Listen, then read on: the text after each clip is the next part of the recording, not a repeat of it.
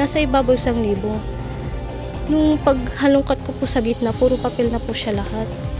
Lumabas po ako. Hindi po ako mapakali. First time ko po kasi nangyari yun eh. Kaya sabi ko, bakit kami pa? Sabi ko, ba't hindi sila patas?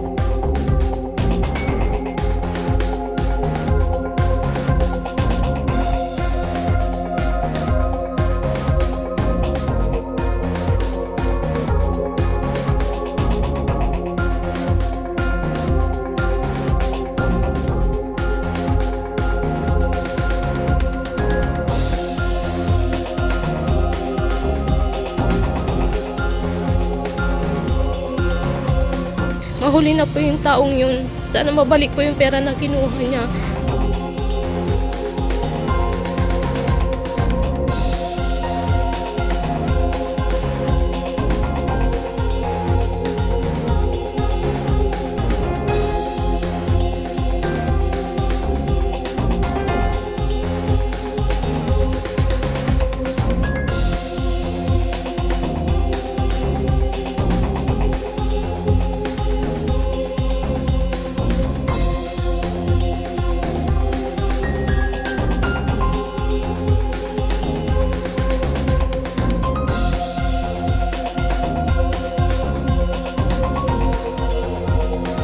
Humingi po siya ng pasensya nung tumawag po siya. Sabi ko, ba't niya nagawa yun?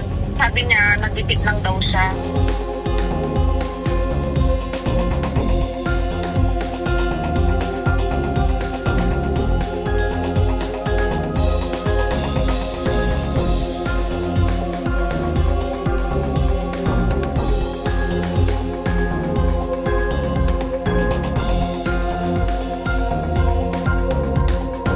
Mas maingat po. Kasi dati naman talaga, in first po talaga policy namin.